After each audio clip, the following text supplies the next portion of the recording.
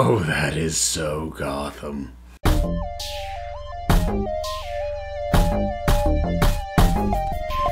So, Gotham is back, and I am a little bit late on this. Long story short, just when the first episode premiered, I just had a lot of crap going on. I wasn't able to get to it right away, and unfortunately, I had stuff for the docket immediately following that, and to try and catch up on the episode after missing it the day I had intended to would have just thrown the entire schedule off. So I opted instead to wait a week, do a double review. So I am, for this one, going to talk about the two most recent episodes. Those being Pieces of a Broken Mirror and A Beautiful Darkness.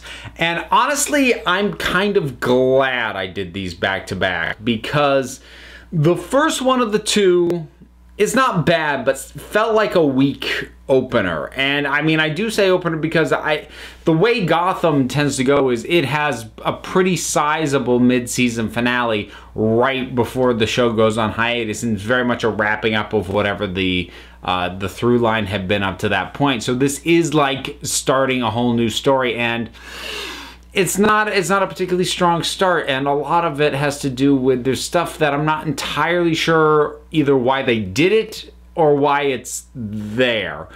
So in terms of like I don't know why time is eaten up with Alfred and this woman that he, meets, likes, tries to protect, dies. He goes after the boyfriend who killed her. Again, it's not bad, and I love Sean Pertwee, but I don't know why it's there. I don't know why it's in the episode, other than just to, like, keep tabs on Alfred, I guess. Ivy is back, finally. God, that took forever. Apparently, she's just been in a pod in that store for this whole time. I'll be blunt about it. I don't like the new Ivy.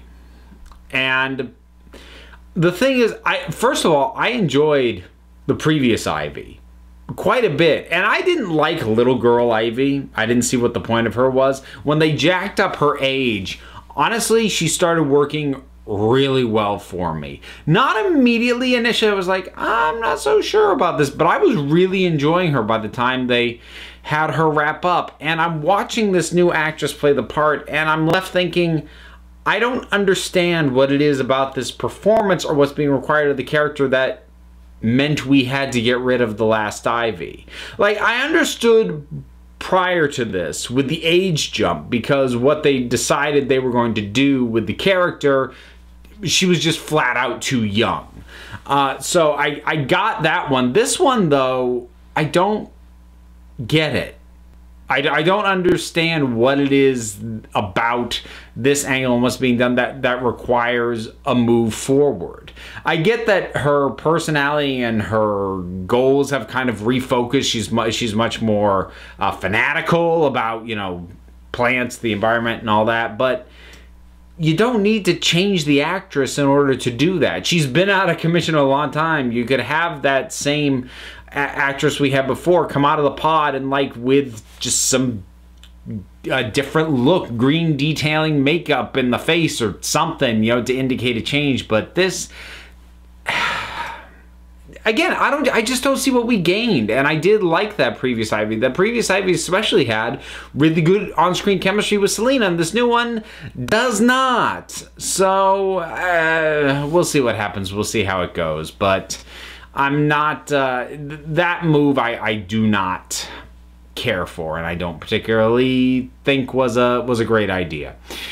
Some of the other stuff going on, hints of the Riddler coming back, which I'm good with. Part of me is like, because, there's something about putting characters through cycles. Like, they move forward, but then they go back to what they were, and then, but he plays it really well. I have a lot of fun with him playing it like that, so that works for me. Penguin being in the I'm just gonna jump between these two episodes. I'm not gonna like do a clear dividing line. So some of this, most of the more positive stuff I'm gonna talk about is in the second one.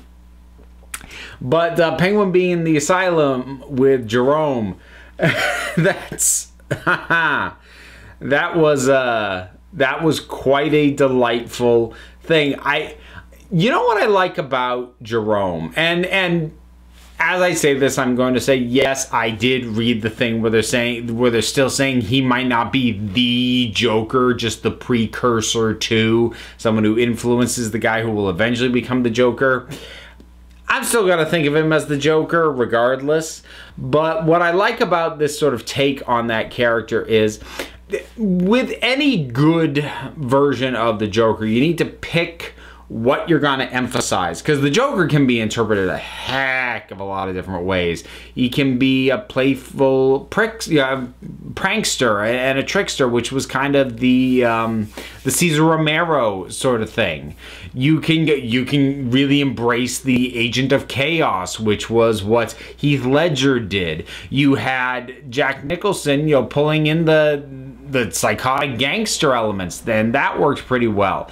What I like about Jerome is the emphasis here is on the showmanship and the theatricality of it. This guy loves to put on a show, and I think that was a good point of emphasis to do on this particular interpretation of the character. So I'll be curious to see where things go with him.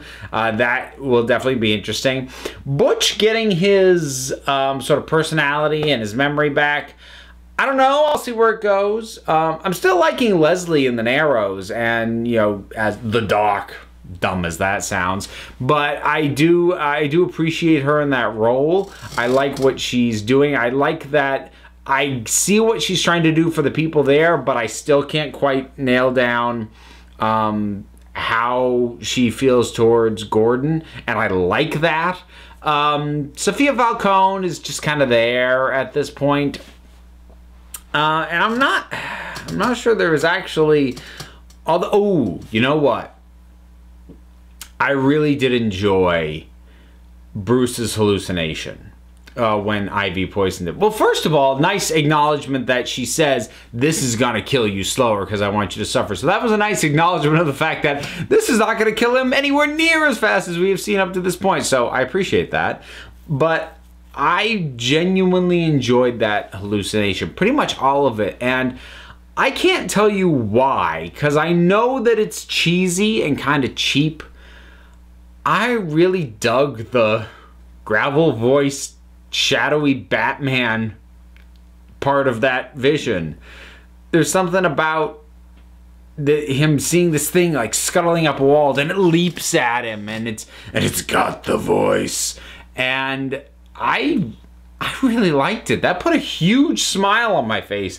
And I'm not entirely sure why, because it should have been cheesy, but it's working for me. And I think it was a good time to pull the trigger on something like that, because the first of these two episodes, he's still in running up the tab at the club and just partying all night mode, which I get why he's in that place, but I was ready for that to be over, and it looks like the show's now ready for it to be over too, so I'm A-okay with that. I think that's just about it. These two episodes were, I like the second one better, which I mentioned. They were pretty good. I am interested in what they're setting up and what's coming next. In and of themselves, they're not amazing. So far, I really do think the season 4's strong point was the pig storyline and all of that. Most of the rest of it has been pretty good, pretty decent, with a couple of highlight episodes here and there. But I am going to be curious as we get into the home stretch. I am a little bit worried that Ivy's going to be kind of overly front and center. I'm kind of hoping she gets wrapped up in the next couple of episodes, and maybe we can put the focus on Jerome instead.